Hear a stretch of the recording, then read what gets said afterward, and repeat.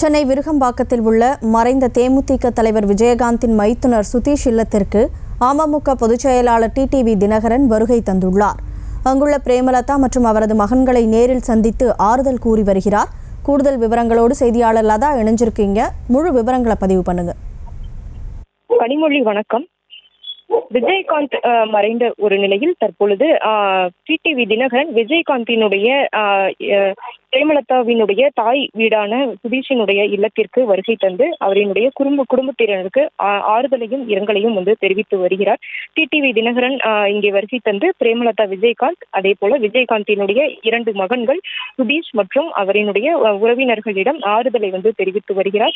விஜயகாந்த் கடந்த 28 தேதி காலமான ஒரு நிலையில் தொடர்ந்து அவரினுடைய உடலானது தீவிரத்தில் வைக்கப்பட்டு ரசிகர்கள், தொண்டர்கள், அதே போல அரசியல் பிரபலங்கள் உள்ளிட்ட பல தரப்பினரும் வருகை தந்து அஞ்சலி செலுத்திய ஒரு நிலையில் அன்றைய தினம் பார்த்தோம் என்றால் டிடிவி தினகரனால் வர இயலாத ஒரு சூழ்நிலையானது இருந்தது. குறிப்பாக அவர் தஞ்சாவூரில் தனிப்பட்ட விஷயம் காரணமாக இருந்த ஒரு நிலையில் வர முடியாத ஒரு சூழல் இருந்ததால் தற்போது, அதாவது இன்றைய தினம் விருகம்பாக்கத்தில் இருக்கக்கூடிய பிரேமலதா விஜயகாந்தினுடைய சகோதரனுடைய இல்லத்திற்கு வருகை தந்து தற்பொழுது உறவினர்களை நேரில் சந்தித்து ஆறுதலை தெரிவித்து வருகிறார்.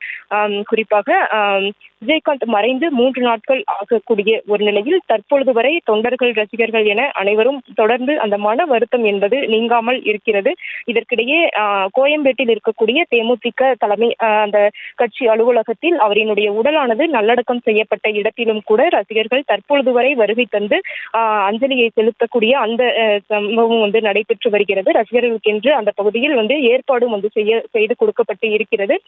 இதற்கிடையே தொடர்ந்து ரசிகர்களினுடைய அந்த மன வருத்தம் என்பது நீங்காமல் இருக்கக்கூடிய ஒரு நிலையில் தற்பொழுது டிடிவி தினகரன், அமமுக பொதுச் செயலாளர் டிடிவி தினகரன் பிரேமலதா விஜயகாந்தினுடைய சகோதரரான சுதீஷினுடைய இல்லத்திற்கு வருகை தந்து தற்பொழுது பிரேமலதா விஜயகாந்தினுடைய 2 மகன்கள் சுதீஷ் மற்றும் குடும்பத்தினரை நேரில் சந்தித்து ஆறுதல் கூறி வருகிறார். மேலும் மருத்துவமனையில் விஜயகாந்த் அனுமதிக்கப்பட்டிருந்த ஒரு நிலையில் அப்பொழுது அவரினுடைய உடல்நிலை எப்படி இருந்தது என்பது தொடர்பாகவும் தற்பொழுது கேட்டறிந்து வருகிறார். கனிமொழி, செய்திகளை உடனுக்குடனும் துல்லியமாகவும் தெரிந்து கொள்ள சப்ஸ்கிரைப் பண்ணுங்க.